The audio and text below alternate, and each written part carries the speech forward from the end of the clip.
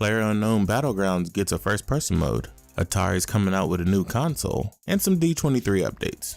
We'll get into it in the breakdown.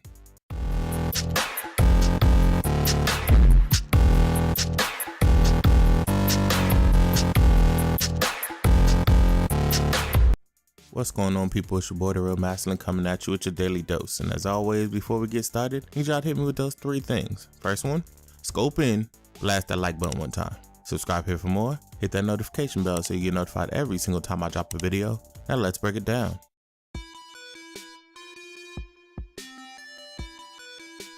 First up, PUBG is getting a first-person only server. Now, for those of you who don't know, Unknown Battlegrounds is a very large last-person standing survival mode, and the game primarily is played in third person. When you scope in the first person mode, but they believe that people who are in first person mode are having a disadvantage against the people who play in third person mode because they can see behind them, they can see around corners, etc, etc. So they're going to make a first person mode only server, and that's supposed to go into effect during their next monthly update. They said that in order to provide a first person balance for those who want to play in the first person mode, that they're gonna make this server. So if you're that type of dude and you play Unknown Battleground, you have an opportunity to play FPS. I don't know why you would play PUBG and play solely in first person, because like I said, you have so many advantages as a third person or in third person mode. I don't know why you would ever choose to give yourself the disadvantage of always playing in first person. It's cool when you scope in, got somebody in your sights, you line up a couple shots, that's cool, but being able to walk up to a building, see around the wall, like those little intangibles are why everybody plays in third person in PUBG. Even in Star Wars Battlefront, it's the same. You play in third person because you have a better overall field of view, and the movement and all those things make more sense within that context. But if you're one of those people, you have the opportunity to get in with a bunch of people who are also like you. I don't know how full these servers are going to be. There aren't going to be all of them, but they'll have both solos and duos. They don't have groups yet, but all they're going to do is basically just disable the FOV slider and make it so you're always in one single mode. But if you're down for that, then they're gonna have that sometime in the next month or so, because they said with their next monthly update. When that's gonna be, I don't know, it typically comes around the middle of the month, so we may see it sooner than later, but I'll let you know and I'll keep you updated as soon as I find out new information.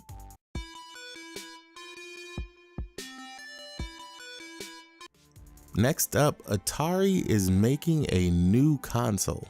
Now, the way this thing looks, it's very slim. It kind of looks like a router, more or less. But so far, they said that it will probably be crowdfunded, but they're putting together, what they want it to be. And it says it'll also take advantage of older games as well as newer games, but it has no disc slot or anything. From what I can see, it looks more or less like it's going to be a digital only thing, and it's called the Atari Box. Now, to me, I hope that whoever they have working on Atari games is looking to make, good ventured games, and Atari being one of the founders, as it were, of the video game era, I wish them all the best. Like, if they crowdfund this, I will crowdfund it, because I do that. I support the games industry in all facets and always moving forward, and I hope that this thing is not another Ouya. That's pretty much my only hope. I just hope it's not another Ouya, because nobody needs another Ouya.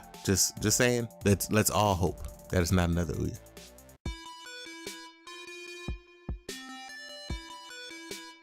And our final segment, I'll use this as a update for not only things that came out from D23, but also news that came out over the weekend. That way I can get everybody up to date.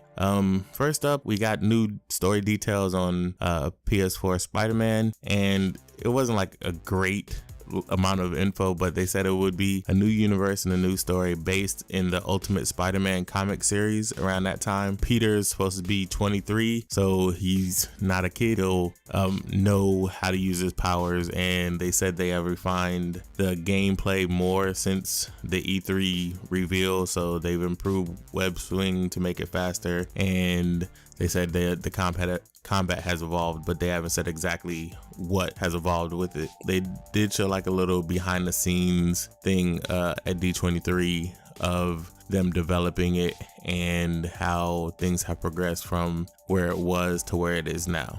Next up, we got Kingdom Hearts 3, and they said that it's coming early 2018. Still no damn date, so you know, I'll believe it when I see it. Kingdom Hearts 3 is a phantom. It's like Half-Life 3, except for they've talked about it. Like until it is out, it doesn't exist to me. No matter what footage they show, until Kingdom Hearts 3 is out, it doesn't exist to me. Also, the director, he was talking about bringing the remasters for the last couple Kingdom Hearts games to Xbox and also PC. And the problem that I have with what he said was, he said basically that Japan wouldn't want it, so they're not discussing it right now. It's a possibility, and he asked, does Xbox and that type of audience want it? But he said in Japan people don't want the Xbox. So I'm very, very like stringent on why you're choosing to hold back a game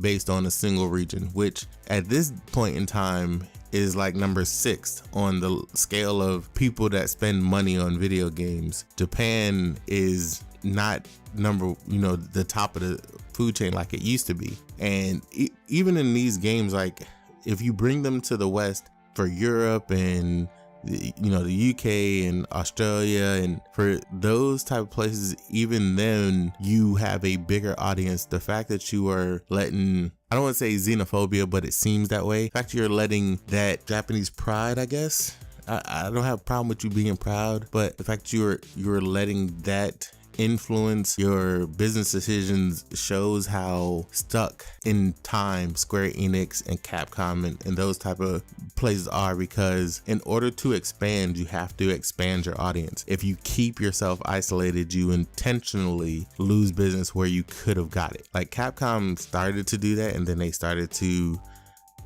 shrink, because when they initially attempted it, they were already past the point where their games were like the pinnacle of horror and that type of genre, and it started to swing more towards action, and everybody hated that, including the Western audience, because they weren't the games that they expected them to be. Like Resident Evil 6 is a far, far different game than Resident Evil 4, and even the new Resident Evil, even Resident Evil 7, 6 is like, what were y'all doing? Some people may like it, and that's cool. It's personally not my cup of tea, but if you like it, that's what's up. I don't like this whole narrative that they're basing their entire movement plan, because that shows that it had nothing to do with money having holistically. Like it was money, like money was involved, obviously, but it's more so a cultural change that needs to happen within certain dynamics of the video game industry in order to make these games available to as many people as possible who want to experience them. And people are gonna hit me with the, oh, if you want it, just buy this. No, you're an idiot. Stop that stupidity. You don't need to be loyal to Sony, Microsoft, or Nintendo. Any of these companies, they don't pay you, so get that stupidity out of your head. If games are available for more people, then more people can enjoy them. That's just a reality of the situation. Whether or not you agree with that, I don't care. But like I said, it's just weird to me how they've approached this whole should I bring it west thing. It doesn't really make any sense. I understand you're looking at where a good portion of your games sell, but the fact that you have billions of people literally in other regions that you can potentially open up your process to, it astounds me that they wouldn't. Just my take. Next up, and these are gonna be quick because I went on a rant there, my bad, but these will be quick. Ark Survival Evolved drops its new map today on PC, and it'll have a delay on PS4 and Xbox One. It's called Ragnarok. If you're still playing Ark, I played a lot of Ark, but if you're still playing Ark, then you'll have to wait if you're not on PC. There's a lot of problems surrounding Ark right now because of the sudden price hike, but my belief on this whole price hike thing is you knew that it was in early access. You've had like over a year to buy this game for $30. You chose not to. Take the L. Like, it's that simple. Don't get mad now that they put a game out, because if they put the game out before and they put it out at $60, the amount of content Ark has, it has 3 completely separate worlds and 2 different modes. It has like, there's a lot of content in Ark. They've had hundreds of dinosaur species. Like, there's an entire building mechanic. Like, this isn't a small game, and it's not like they haven't made progress to the game. You chose not to buy it when it was $30. So why are you upset that now it's $60? You didn't suddenly like the game now enough to buy it then. So what's the difference to you? It's just weird that people complain about stuff like that when like they literally had the opportunity to do so and then chose not to do it for some weird reason. Now they want to be mad. TellTale Games is coming out with a new Batman game, and for those of you who don't know, the last TellTale Batman game was fire. So if you see that on sale, I would say pick it up right now, regardless of how much it costs. Like, if you like TellTale Games and you like Batman, even if you didn't like Batman, that is just one of the better TellTale games in my opinion. It has a good amount of action and a good amount of mystery, and it has the whole TellTale decision-making system, and it was dope. So they're coming out with a new TellTale Batman game, and they haven't announced a date, but they teased it, and they'll probably announce it at Comic-Con, exactly what it is and when it's coming. So if you are into Batman, if you're into TellTale games, I would say pick that up as soon as you can so you can get ready for the next one. They didn't say if this new one is going to follow the next one, but you never know. And last up, we got a couple Xbox One X announced upgraded games or whatever, that it'll be Xbox One X enhanced, and that's Evil Within 2 and WolfenStien 2, the New Colossus. Both will have HDR and 4K Ultra HD. Whether or not it'll be fully full HD or not remains to be seen. I'm under the impression that these 2 games will be full HD, because even the first Wolfenstein was 1080p 60 on Xbox One, so on the base Xbox One. So with the Xbox One X hardware, I think they'll be able to push it because of the engine. Its base is set enough that they'll have enough wiggle room to push it and still maintain the 60 FPS, because I don't think they're gonna cut 30 FPS, because 60 FPS was so essential for the last game's like smoothness of gameplay. So I don't think they're gonna do that, but we'll see. That's just a couple updates for new Xbox One X enhanced. That's all the news I got for today. I appreciate y'all for sitting with me through my little rant. Let me know in the comment section what y'all think of everything I covered today. Follow your boy on Twitter at DaRealMastalin, mixer.com/DaRealMastalin. I'll see y'all tomorrow. I love y'all like some play cousins, and I'm out.